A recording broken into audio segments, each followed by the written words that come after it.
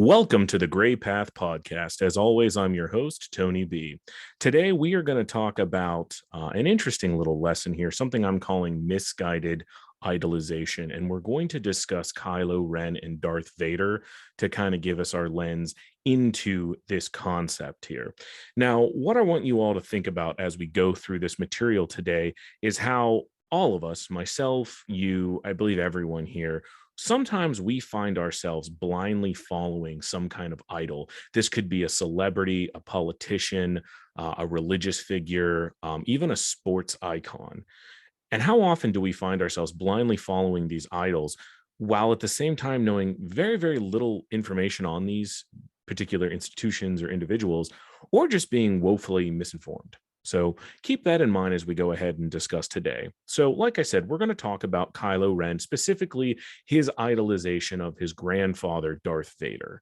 Now, f- for this, we're going to focus pretty much entirely on the new trilogy, which is episodes 7, 8, and 9, and that is Force Awakens, The Last Jedi, and Rise of Skywalker.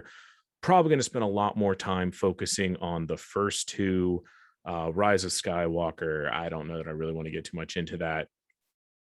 I'm going to deal a lot with the first introduction we all had to Kylo Ren, which was Force Awakens.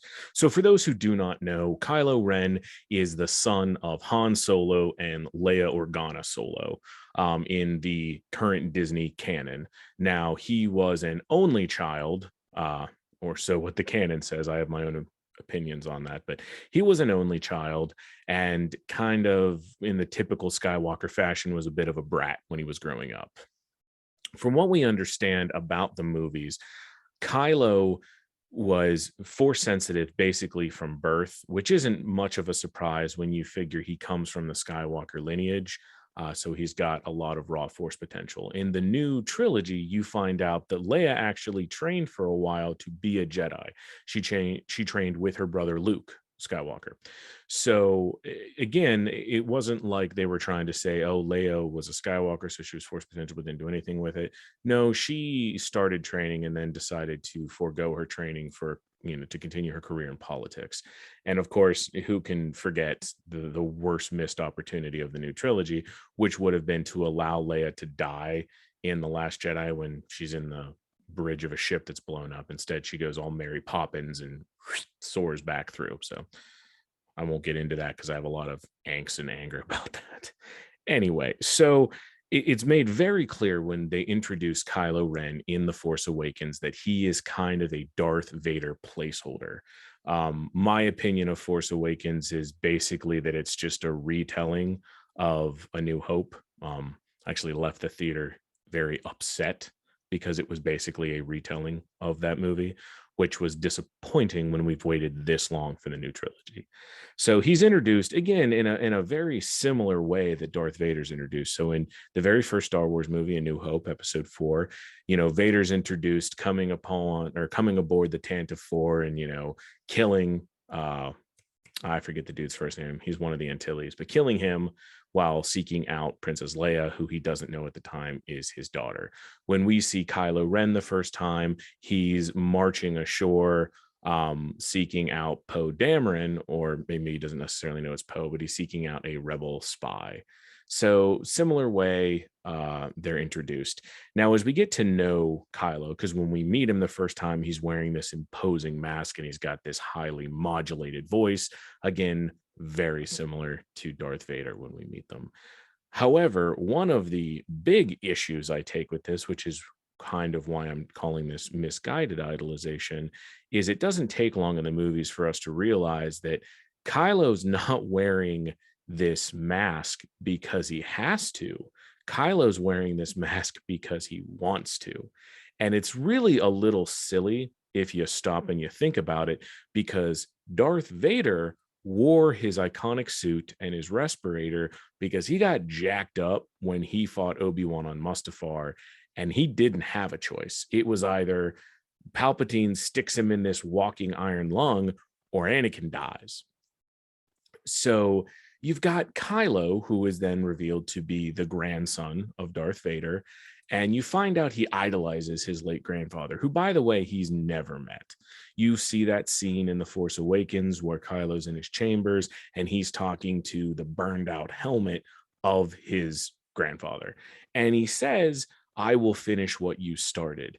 And that's, to me, kind of what originally gave me the idea of going down this road, just because that very phrase, I will continue, or I will finish what you started, it signifies that Kylo doesn't really understand who Darth Vader was. It's almost as if he's got some sort of misinterpretation. The fact that he models himself, wears a mask like Vader did. Vader only wore a mask because he had no choice. Did it add to his ferocious appearance? Absolutely. But had Anakin won on Mustafar and not lost, or even if he'd have, if he'd have not just gotten jacked up as bad as he did, Anakin never would have wore this mask. And he didn't need a mask. He was terrifying in and of himself. He was incredibly powerful, and he was ruthless. So Kylo's sitting there talking to this helmet, I'll finish what you started. I don't think he really understood. Vader didn't start the Jedi Purge. Vader didn't, start the Empire. Palpatine did. And it's interesting because you find out at the end of the new trilogy that Palpatine was pulling the strings all along, just like he did to Anakin. So let's talk a little bit about some similarities between the two, just so we can better understand why Kylo maybe would have felt this affinity for his grandfather. So both were born incredibly powerful. Anakin is arguably, I say arguably because I still have my own theory about it, but Anakin is purportedly the chosen one. He was born without a father. He was born due to manipulations of the midichlorians. So he was almost in a way of a pure force being. So he was born incredibly powerful, started his training at a later age. Kylo Ren was born incredibly powerful. They don't go into exactly when he started his training, but it's pretty clear from where he was in the scene where Luke tries to kill him that he likely started his training probably around the same age that Anakin did, which is problematic because he has a lot of attachment. He's attached to his parents. He's attached to this, attached to that. He's experienced the world, that kind of stuff. So both were born with raw power and both felt like they were being held back. Anakin repeatedly through both the Clone Wars cartoon, as well as the prequel trilogy, talks about how he feels that the Jedi Council and specifically Obi-Wan are holding him back, that he'd be so much more powerful if they would just let him grow at the rate he wants to grow. Kylo feels the same way. Kylo feels that Luke is holding him back. He feels like he's more powerful than Luke. He feels like he doesn't need Luke holding him back. So both have this raw potential, this raw power, and they're impatient and they feel like their mentors are holding them back and keeping them from being what they could be. Both were manipulated by Palpatine, which is interesting because Palpatine, being arguably stronger than either of them, he manipulates them because he needs their power. They were both sought out because of their power. For Anakin's sake, it was because he was the chosen one, because he was theoretically the most powerful force being that had ever been born. And for Kylo, it's because Kylo is a descendant of Anakin, so he still has a portion of that power. They both dressed similarly, which we've touched upon earlier. Kylo wears all black. He wears this mask. He uses a voice modulator. Vader, once he got jacked up on Mustafar, was put into the walking iron lung. His voice has a modulator. He breathes funny. He, wears all black, wears armor, that kind of stuff. So they both dress very similarly, except Vader had reason and purpose for what he was doing. He was in the suit for a reason. Kylo wears it because he's basically a fanboy, for lack of a better term. He's a whiny fanboy. He's one of those people that's like, I love Iron Man. So he wears, a suit of armor, even though he's not that person. They both killed ones that they loved. Now, Anakin kills Padme, not directly, but he definitely sets the stage for it. He force chokes her on Mustafar, basically takes away her reason for living, and she dies in childbirth. Kylo kills Han, thinking that it's the next level. And I haven't read the Kylo comics. I have been told, or I have read online, that there is some comics that kind of fill in some of Kylo's backstory. But what I find interesting, just from an analysis of the films, is Kylo kills Han, and I can't help but wonder, how much did Kylo, and I'm using air quotes here, know about his grandfather? Did he know that Anakin, force choked Padme on Mustafar? I feel like some of this stuff, maybe there's no way he could have known, because who would have known that? The only people that were there were Obi-Wan, him, Padme, um, C-3PO, and R2-D2. R2-D2's not saying anything. C-3PO had his mind wiped. So it's hard to say, but let's assume, for the purpose of this episode, let's say he knew about that. Let's say he knew he killed Padme. We of course know that Vader was going to kill his own son. There's no secret there. I'm sure Luke filled it in that Anakin was going to kill him until he turned back to the light. So you've got Kylo, who kills Han because he claims he has no choice. I don't know. Again, it seems like a fanboy trying to live out a misunderstood version of his idol. So, Vader kills Padme, so he kills Han. I don't know.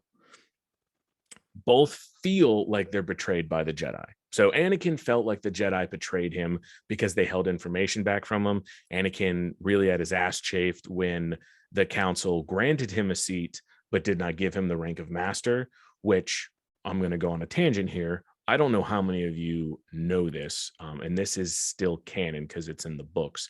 So the novelization of Revenge of the Sith is fantastic. Like, it's arguably the best book I've ever read as far as enjoyability. It's just brilliant. I love it. I literally can't gush enough about it.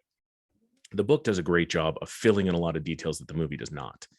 One of those details being, it talks about why Anakin was not given the rank of master. The movie just kind of glosses over it real quick. The reason Anakin was not given the rank of master is the council did not want Anakin on there. Palpatine, in his role of Supreme Chancellor, he basically politically maneuvers his way into getting Anakin on the council to be his representative. The council did not like this at all. They didn't like the close relationship that Anakin had with Palpatine, and they didn't like being manipulated. So when Anakin gets on the council, they say, fine, we're going to put you here, but don't for 1 second think you're our equal. And that pisses Anakin off.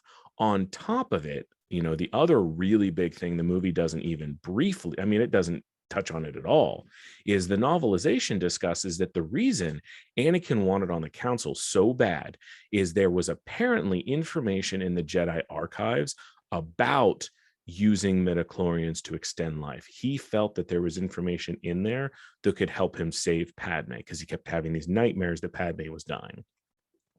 When he shares this to Palpatine, because he's manipulating him, says, oh, well, I can use my influence, get you on the council, get you the rank of master, then you can find out the information you need. So he does that. Anakin goes in front of the council. Council's pissed. They're like, he has no right to interfere with this, but fine, we'll give you the seat. We're not going to give you the rank of master. So effectively saying, not only you're not, we're going to let you on here, but you're not as good as us. We're also going to bar you from getting the information you need. Now, in the Jedi Council's defense, they, of course, had no idea that Anakin was after this information. So a little behind the scenes for those who have not read the books on why that pissed Anakin off as much as it did. It pissed him off because he felt like it was a death sentence for Padme, and he felt just utter disrespect when he felt he was more powerful than any of the council anyway. So that is Anakin. So then you have Kylo, who believes that he's more powerful than Luke Skywalker. He believes that Luke is holding him back. He believes that Luke is just jealous of him. And then on top of it, which, even taking all those negative feelings that Kylo has, Luke fucked up. When Luke senses the darkness growing in Kylo, he realizes he doesn't want to unleash another Darth Vader on the galaxy. So he's going to do what must be done and kill him in his sleep. Well, Luke has a change of thought, which we can discuss in a later episode, whether or not he was smart to do that. And unfortunately, Kylo sees Luke sitting there, lightsaber raised. And, at this point, it's like, okay, not only is this person jealous of me, now he's going to kill me. And that's what goes through Kylo's brain is, he's going to kill me. Like, this is the ultimate betrayal by the Jedi. So Kylo, brings the hut down on them. And then you find out he slaughters everyone at the Jedi Temple. There's still I think maybe the comics touch on what happened there. I have a feeling the Mandalorian the show may touch on it a little bit more now that we know that Grogu goes with Luke. So we both of them feel like they have been betrayed by the Jedi. And then finally, one of the last similarities between them, and I'm going to go through and kind of talk about some of the misguided idolization here, is we've got this situation where both Kylo and Vader were ruthless, just absolutely ruthless to those they felt were beneath them. And this is one of those where I feel like Kylo's the way he is because of this misguided idolization of Vader.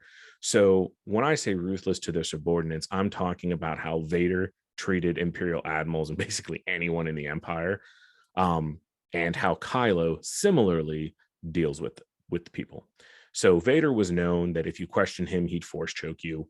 I mean, you see it plenty of times in the movie. You see him do it at the very beginning of A New Hope. You see him doing it throughout the original trilogy, killing people, promoting other people in their place.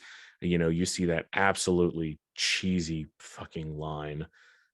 In my opinion, like the one black stain on an otherwise great movie, Rogue One, is that stupid scene where Vader's walking away and goes, "Don't choke on your aspirations." And I just thought that was really stupid. But again, you see he has no problem whatsoever with killing the people on his own side or torturing them. He just doesn't care. Now, a lot of that is because at this point, all Anakin's only choice when he wakes up in that suit at the end of Revenge of the Sith is to just embrace this dark hatred path. Because what does he have left? He killed his wife. He killed the Jedi Order.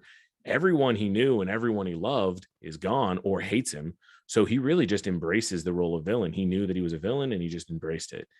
It didn't have to be that way with Kylo. You know, granted, Kylo, you know, Luke trying to kill him really did sour Kylo's taste on the Jedi. And of course, he was being manipulated by Snoke, who was secretly a Palpatine clone. But I can't help but think that Kylo was such a dick to his subordinates. One, because he was a hormonally driven child, for lack of a better term, and also because his mentor, his idol, Darth Vader, that's the way he was. So I think about all these things. I think about how ridiculously misguided Kylo was in idolizing his grandfather, who he doesn't even know. I mean, at this point in time, when he would have learned about his grandfather, there wasn't a whole lot of information available, or even people alive at this point who knew Anakin before he became Vader, or who knew Anakin leading up to becoming Vader, or even knew what was going on in Vader's mind, you know, towards the end, or even when he was serving the Empire.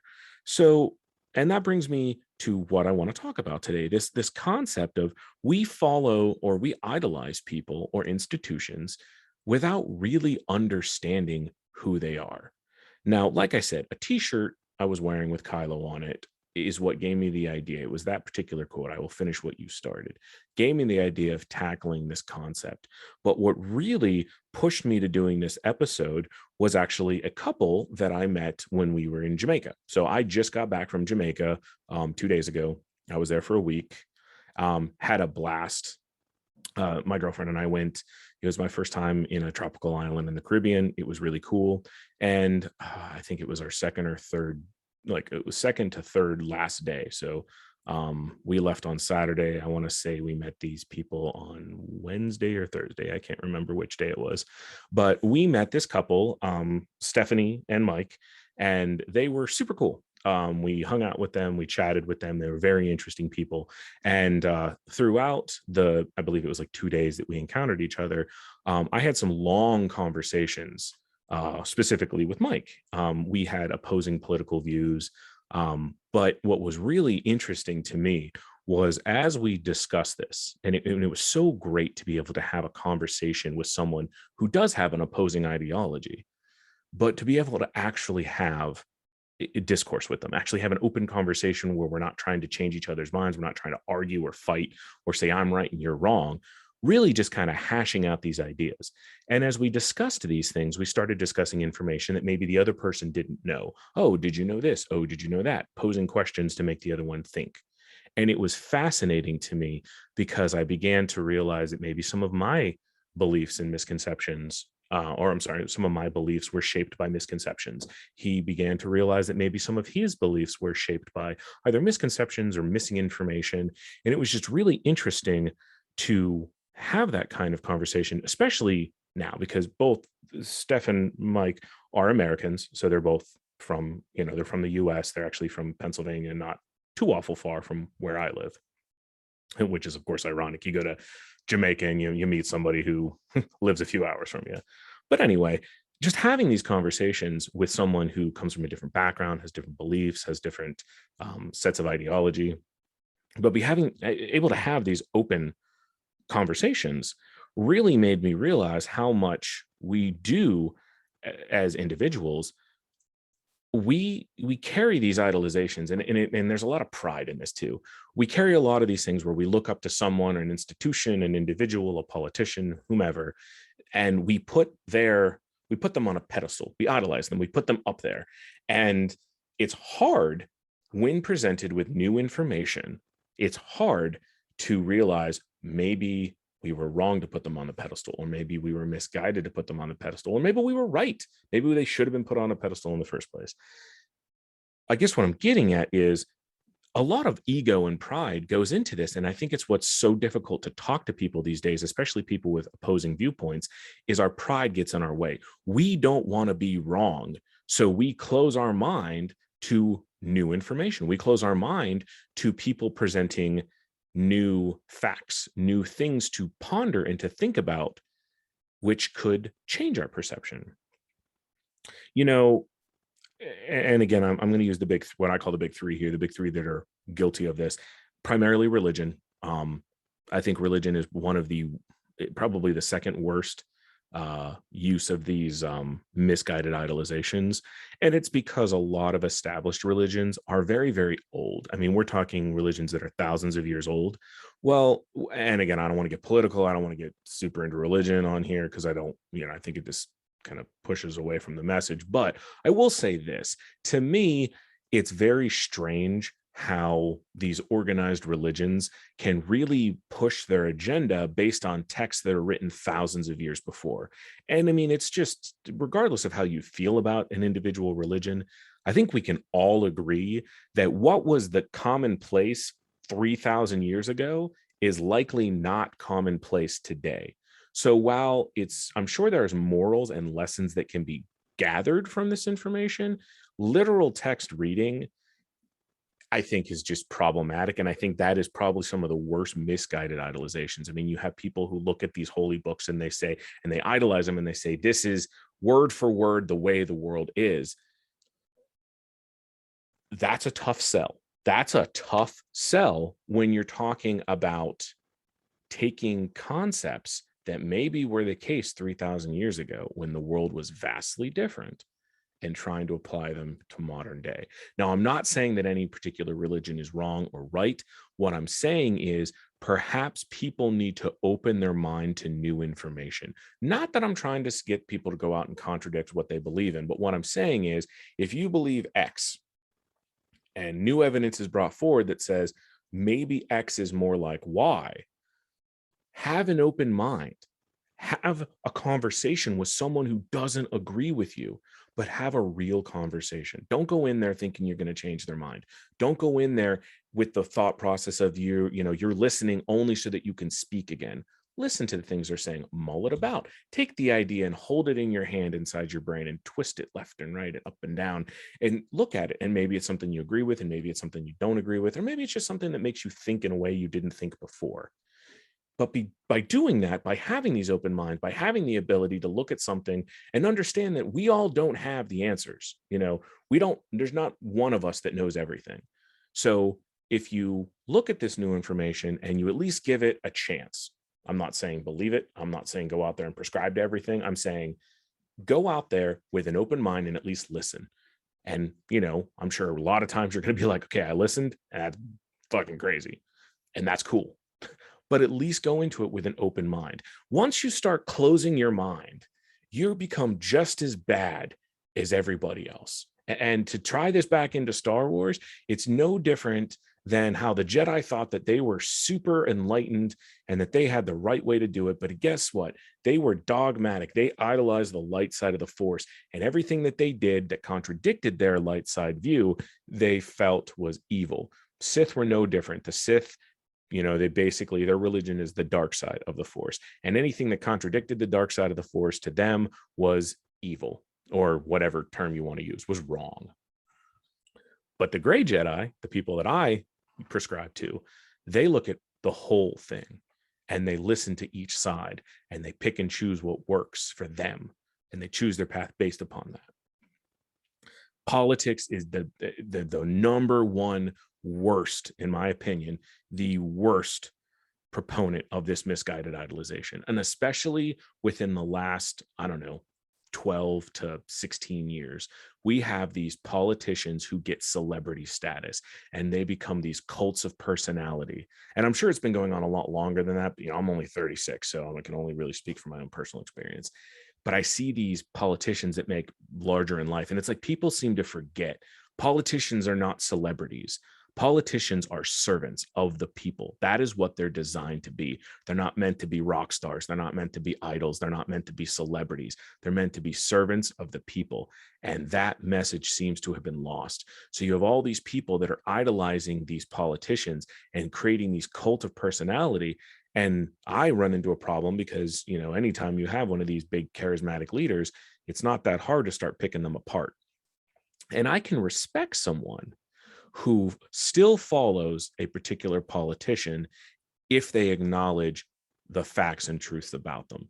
But what happens more often than not is people don't do that. They become closed-minded. They choose to pick and choose what they know about a politician in order for it to fit their own personal philosophy and agenda. So again, it's this misguided idolization. They're idolizing something without really understanding what it actually is. And lastly, sports is a good example because a lot of sporting figures are a lot like celebrities, especially in professional football, professional soccer, baseball, basketball. You have these sports figures that are larger than life, and people idolize them because they're really good players of whatever sport that they're at. But then in doing so, they kind of gloss over, if you will, some of the facts and the realities of these individuals.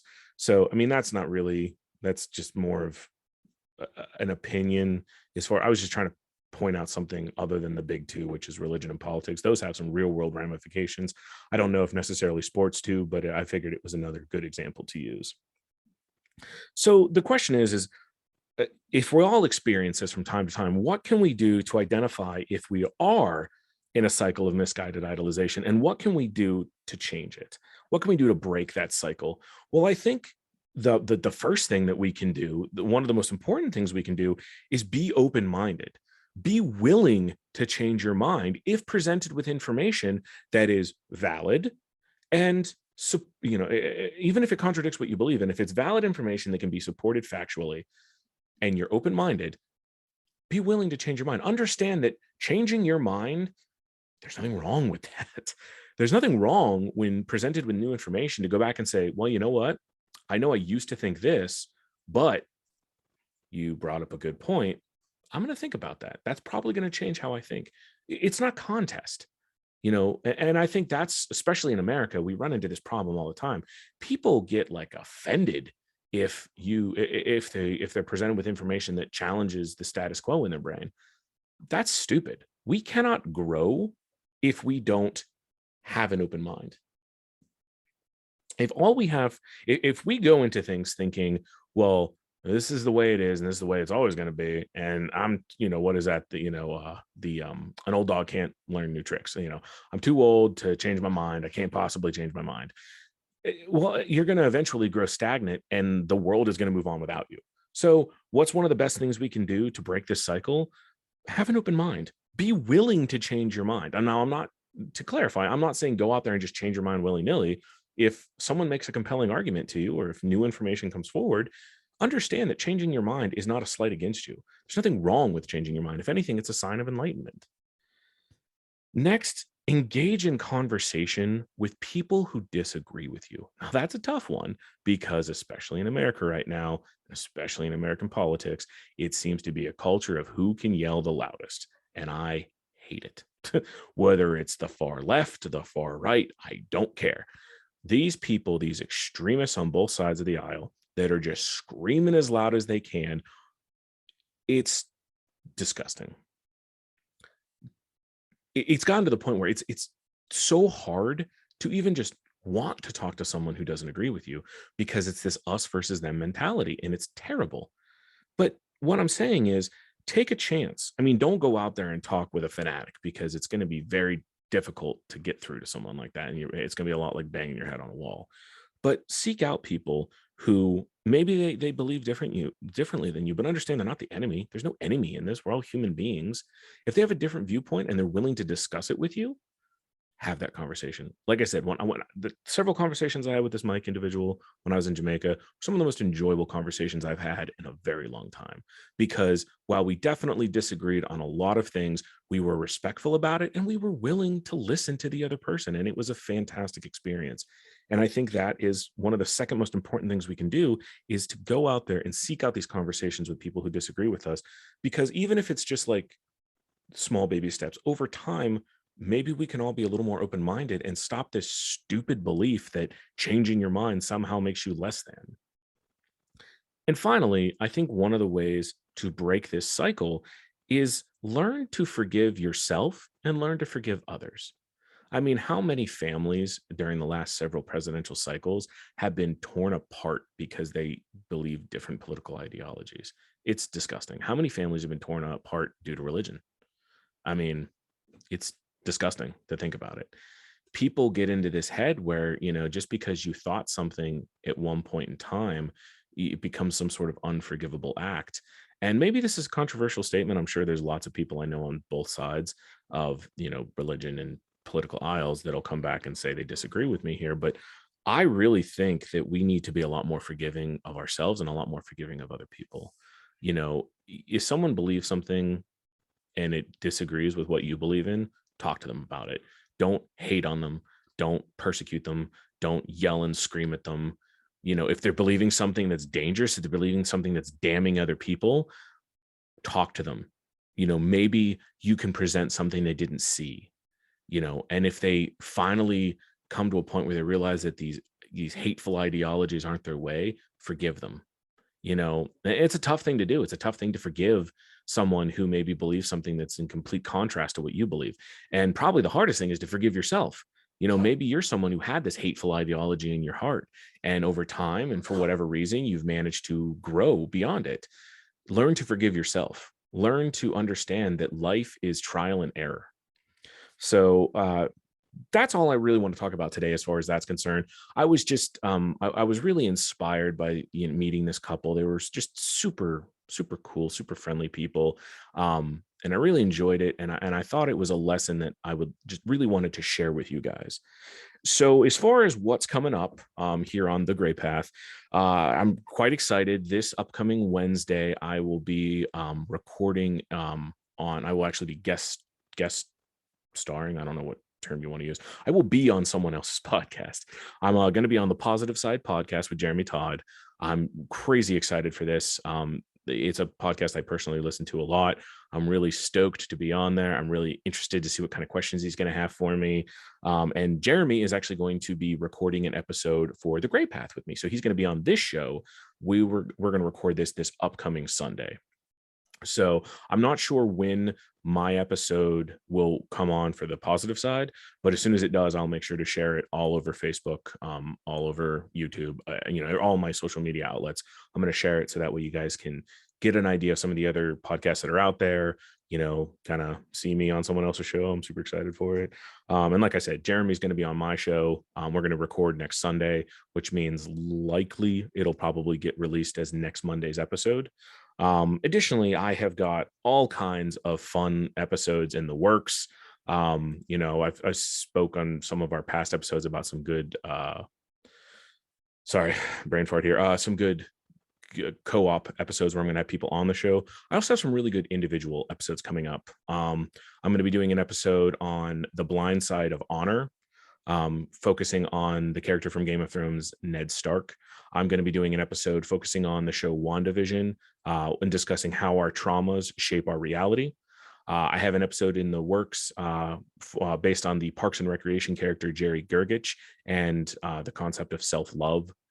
I have a really interesting episode. Now, I don't know when I'll get this one recorded because I'm going to bring someone on for it, but it's going to focus on the Marvel Comics villain, the Purple Man, specifically the iteration of him that shows up in season 1 of the Jessica Jones television show from Netflix.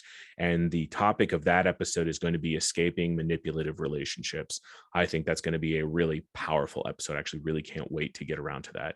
And finally, I'm going to reach out to a buddy of mine who's a huge Green Lantern fan. I want to see if he's going to be willing to come on the show. If not, I'll do it as an individual episode.